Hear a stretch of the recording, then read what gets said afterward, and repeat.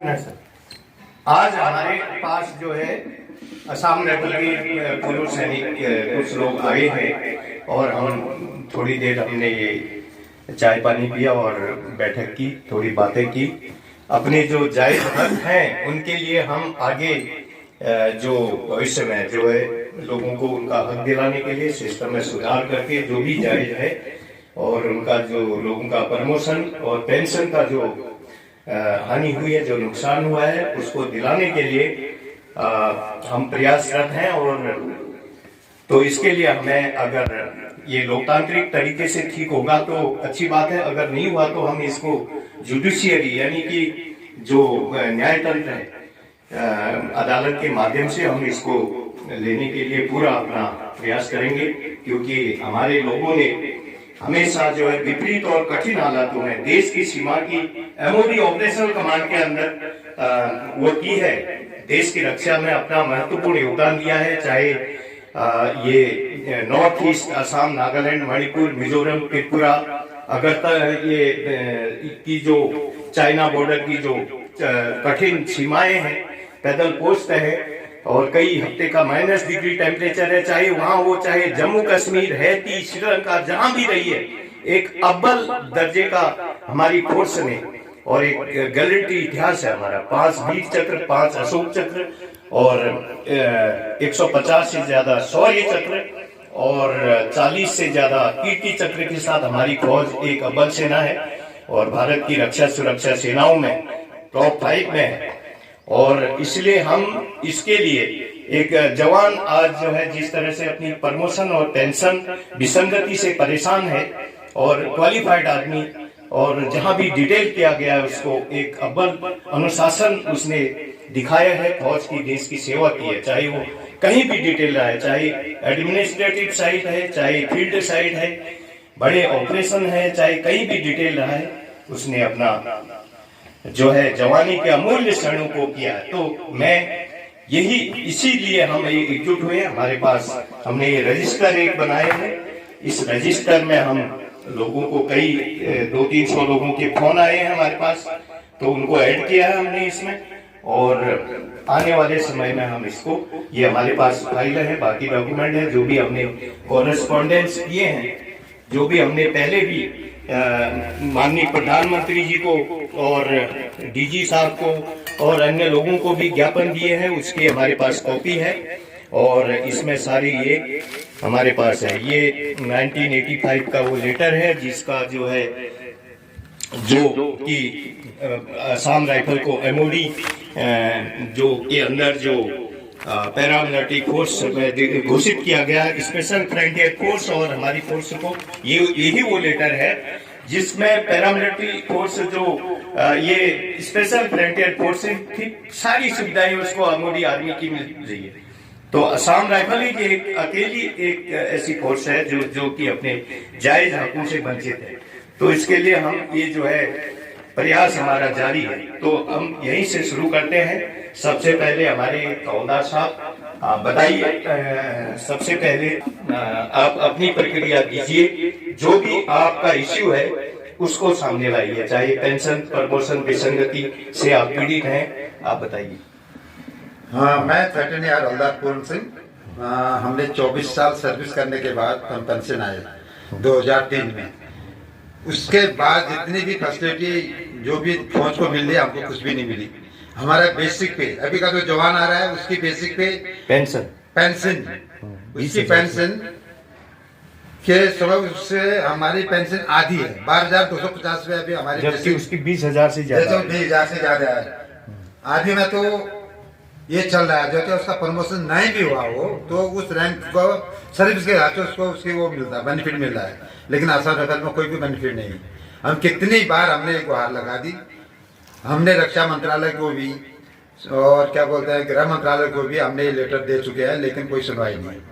इतने सालों से हम इंतजार कर रहे हैं। हमारी गुजारिश यही है कि हम लोगों के ऊपर दया करें और जो हमारा हक है वो हम नया कुछ नहीं मांग रहे, हम नया कुछ नहीं मांगते हैं, हमारा जो जायज हक है वो इसके लिए हम जो है हमारी ये जो भी दिल की ख्वाहिश है, जो कि हमारे दिल का दर्द है, वो जब केंद्र तक पहुंचाया जाए या पहुंचे और इसमें विचार किया जाए।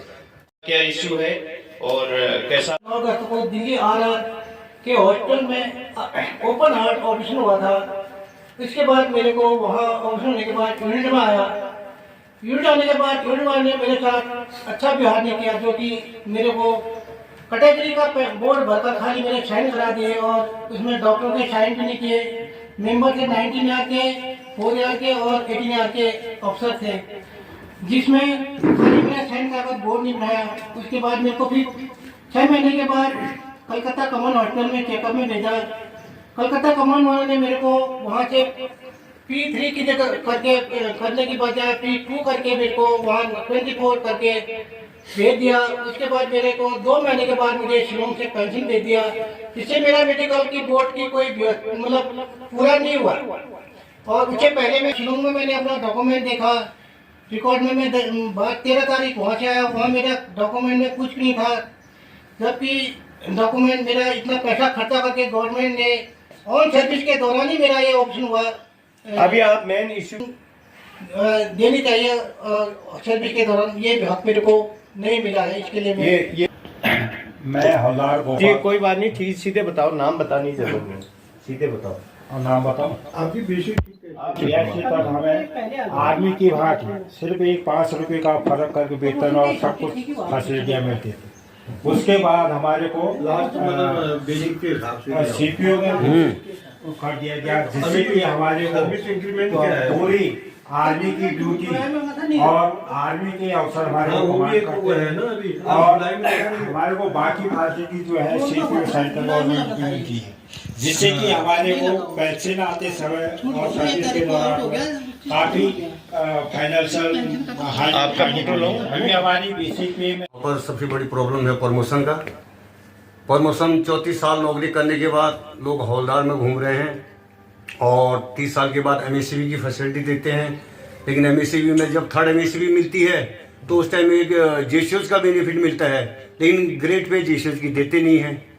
और दूसरा बेसिक प्रॉब्लम है, अभी 34 साल में यहाँ पर 3rd MSCV के हिसाब से बेसिक पे बहुत कम रहती है, क्योंकि हमें ये बेसिक पे तो 20 साल में, जब 10 साल में हवलदार और 20 साल में JCOs और 30 साल में 33 साल फाइनल सर्विस का जो प्रपोजल था, उस हिसाब से तो 20 साल की ये बेसिक हमको अब 33 साल में मिल रही है। 20 साल में 4200 की जो हाँ, बेसिक 4200 जो ग्रेड पे मिलना चाहिए था, ग्रेड पे 30 मिलना में चाहिए। जब हाँ असम राइफल 30 में 46 साल का तो होम वो मिनिस्ट्री का रूल है 10-20-30 का, तो फिर हमें 20 साल वाला बेनिफिट जो है 30 साल में मिल रहा है। और JCOs की जगह वारंट अफसर का बेनिफिट, जो वारंट अफसर हिंदुस्तान के किसी भी रूल में नहीं है, यह असम राइफल का अपना रूल बना के रखा है इस वारंट अफसर का, GD के लिए नहीं है। वारंट अफसर उस लिए था जो हवलदार भर्ती होके आता है, उसको नेक्स्ट प्रमोशन GD का नेक्स्ट प्रमोशन सीधे उसको मिलेगा, तो वो वारंट अफसर मिलेगा और 3rd प्रमोशन उसको नायब सूबेदार का मिलेगा। GD का सीधा और हवलदार के बाद नायब सूबेदार था। GD वाला जब सिपाही से भर्ती होता है, जब सिपाही से नेक्स्ट प्रमोशन हवलदार, 3rd प्रमोशन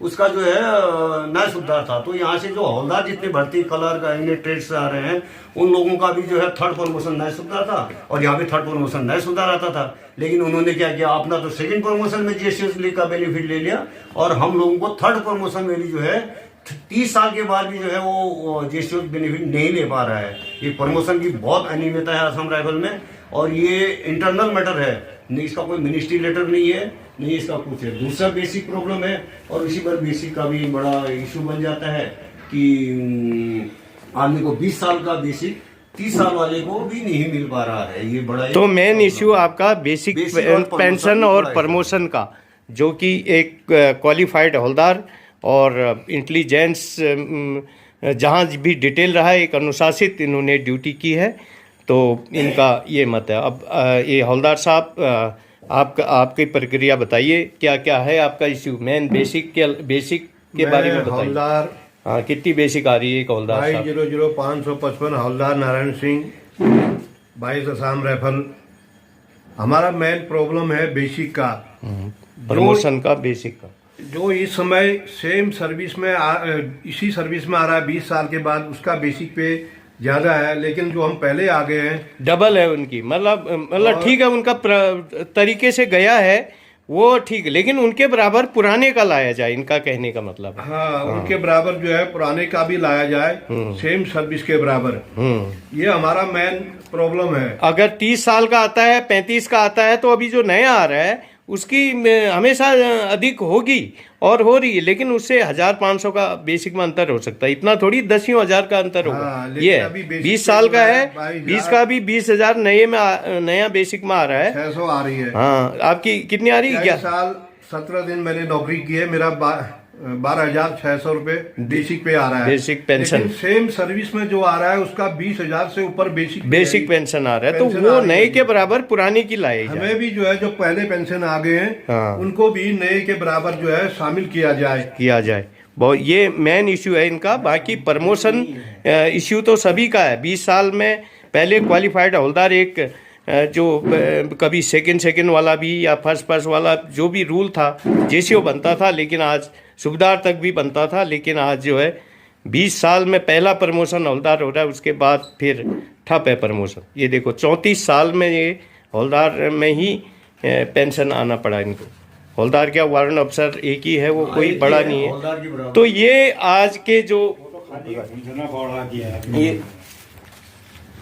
ये इशू, तो हमने आज एक छोटी सी बैठक बुलाई। अभी हम जो है माननीय रक्षा राज्य मंत्री के ऑफिस में जाएंगे एक बार, और अगर वो मिलते हैं तो उनको उनसे आने वाले समय में हमारे लिए वो क्या करेंगे, हमारी फोर्स के जो जायज हितों के लिए उनसे बात करेंगे। और मैडम से हमारी बात हुई थी, हम आएंगे एक दिन करके। और तो इसके बारे में आगे आप लोग जितने मेरे पास ये इसका जो लोकतांत्रिक तरीके से नहीं होगा तो जुडिशियल तरीके से हम जो है न्यायतांत्रिक तरीके से जुडिशियल तरीके से हम इसका समाधान निकालने कराकर जो है, और इसका सिस्टम में जो भी जाए सुधार करने से वंचित।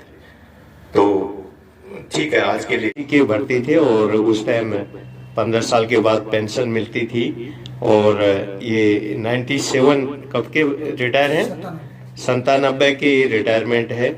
और 16 साल में इनकी टोटली 10,000 समथिंग बेसिक पेंशन आ रही है। और न 16 साल तक इनका प्रमोशन हुआ। और अब आप समझ सकते हैं एमओडी ऑपरेशनल कमांड के अंदर 16 साल तक प्रमोशन नहीं हुआ, तो इन्होंने उस टाइम पेंशन वॉलंटरी मिल रहा था तो इन्होंने लिख दिया। अभी आर्थिक हालात से गुजर रहे हैं और अपनी जवानी के अमूल्य क्षण असम राइफल में एमओडी कमांड में ये कह रहे हैं हमने। हाँ सर, बताइए, अपनी प्रतिक्रिया दीजिए। हाँ बताइए, वो जो मैंने बोला जो पहले जो इश्यू है आपका बेसिक पेंशन और प्रमोशन का जो इश्यू है वो बताइए आप। मैं लसनायक प्रीतम सिंह बोल रहा हूँ। पैन आसाम राइफल में 1981 को भर्ती हुआ था और 97 को रिटायर्ड हो गया। नाम मेरी एजुकेशन इंटर थी, इंटर पास है, इंटर पास थी।